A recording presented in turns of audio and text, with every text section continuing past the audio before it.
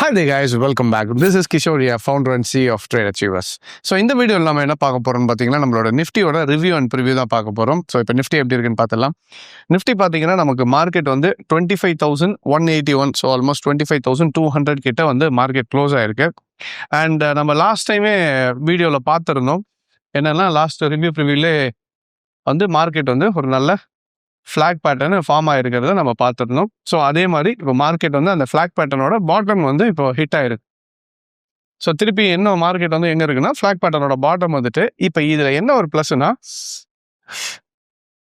So கரெக்டாக market has come to இந்த level தெரியுதுங்களா. ஸோ இந்த கேப்பை பார்த்துல உங்களுக்கு இங்கேருந்து இந்த இடம் ஸோ கிட்டத்தட்ட 25,200 25,800 அந்த யூஎஸோட இந்தியன் டேரிஃப் நியூஸ் வந்தது ஞாபகம் இருக்குங்களா. ஒரு ஜம்ப் இருந்துச்சு. இந்த ஜம்ப் பார்த்தீங்கன்னா 600 பாயிண்ட் ஜம்ப். ஸோ இங்கேருந்து இது வரைக்கும் மார்க்கெட் என்ன ஆச்சுன்னா இங்கே டோட்டல் கேப் ஆயிடுச்சு. இப்போது மார்க்கெட் அந்த கேப்பை தான் வந்து ஃபைனலாக இன்னைக்கு ஃபில் பண்ணியிருக்கு. ஸோ நெக்ஸ்ட் வீக்கில் மோஸ்ட்லி என்ன ஆகலான்னா இந்த இடத்துல கொஞ்சம் மார்க்கெட் சைட்வைஸ். எப்போவுமே ஒரு கேப் ஆயிடுச்சுன்னா இப்போ ஒரு மார்க்கெட் இங்கேருந்து இங்கே போகுதுன்னா இந்த இடத்துல நடுவில் என்ன இருக்காதுன்னா லிக்விடிட்டி இருக்காது. ஸோ இந்த லிக்விடிட்டி இல்லாததுனால மார்க்கெட் வந்து மறுபடியும் அங்கே வந்து லிக்விடேட் பண்ணோம் ஃபுல் பொசிஷனு. ஸோ அப்போ இங்கே என்ன ஆகும், மறுபடியும் அந்த இடத்துல வந்து ஃபுல்லாக லிக்விடேட் பண்ணிவிட்டு அந்த ப்ரைஸில் அதுக்கப்புறம் மூவ்மெண்ட் ஆக ஆரம்பிச்சிடும். ஸோ இப்போ இந்த டைமில் இந்த கேப்ஸ் ஃபுல்லாத்தையும் இப்போ இங்கே என்ன ஆயிடுச்சு, இந்த இடம் ஃபுல்லாகவே it has started to liquidate. So இந்த இடத்துல ஒரு சின்ன கரெக்ஷன் மாதிரி கொடுத்துட்டு இந்த இடத்துல ஒரு சின்ன சைட்வேஸ். ஸோ ஞாபகம் வச்சுக்கோங்க, இங்கே ஒரு சைட்வேஸ் மார்க்கெட் மாறுறதுக்கு வாய்ப்பு ஜாஸ்தி. ஸோ இந்த இடத்துல சைட்வேஸ் முடிச்சுட்டு அது எவ்வளோ தூரம்னா 25,000 ரேஞ்ச் வரைக்கும் வச்சுக்கோங்க. ஸோ இந்த ரேஞ்ச் வந்து 25,000. ஸோ இதுதான் அந்த 25,000 ரேஞ்ச். இந்த ரேஞ்சில் வந்துட்டு கொஞ்சம் மார்க்கெட் ஒரு 200 to 300 400 பாயிண்ட்ஸ்குள்ளே உங்களுக்கு என்ன ஆகலாம், சைட்வேஸாக மாறும். சைட்வேஸ் மாறிட்டு இந்த லிக்விடிட்டி முடிச்சிட்ட பிறகு ஒரு வேளை இந்த இடத்துல ஸ்ட்ராங்காக இருந்துச்சுன்னா again the market will start to rebounds ஆயிடுச்சுன்னா மறுபடியும் next major resistance 26,200 to 400. So அப்போ இங்கேருந்து பார்க்கும்போது கிட்டத்தட்ட நமக்கு ஒரு 1,000 to 1,200 பாயிண்ட்ஸ் வரைக்கும் மார்க்கெட் மேலே போகிறதுக்கான பொட்டன்ஷியல் இருக்குது. அதுக்கு அடுத்த ஒரு வேளை இதை பிரேக் ஆச்சுன்னா நெக்ஸ்ட் லெவல் ஆஃப் சப்போர்ட்ன்றது 24,200 to 400. ஸோ இதுதான் நம்மளோட மேஜர் சப்போர்ட்டாக இருக்கும்.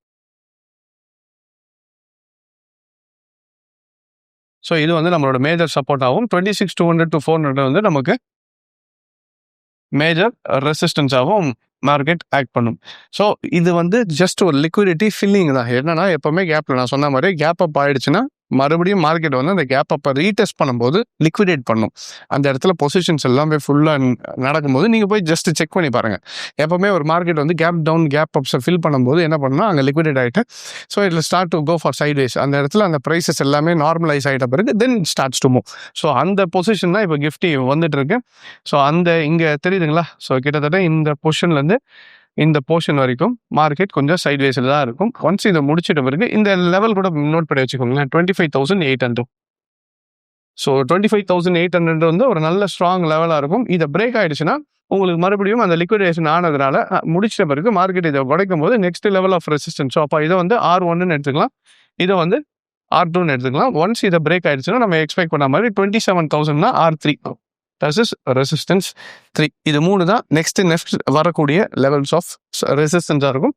இது வந்து அடுத்த இருக்கக்கூடிய மேஜர் சப்போர்ட்டாக இருக்கும். ஸோ வரக்கூடிய நாளில் இது சைட்வேஸாக இருந்தாலும் மை எக்ஸ்பெக்டேஷன் இஸ் மார்க்கெட் மேலே போகிறதுக்கான அதிக வாய்ப்புகள் இருக்குன்றது நான் எக்ஸ்பெக்ட் பண்ணிட்டு இருக்கேன். பட் ஓவரால் சென்டிமெண்ட்ஸை பார்த்துட்டு இப்போ இந்த வார் சினாரியோ, ஈரான் யூஎஸ் வார் எப்போ வேணாலும் நடக்கலான்ற ஒரு சினாரியோ இருக்கும், இல்லை பீஸ் டீல் வருமானு.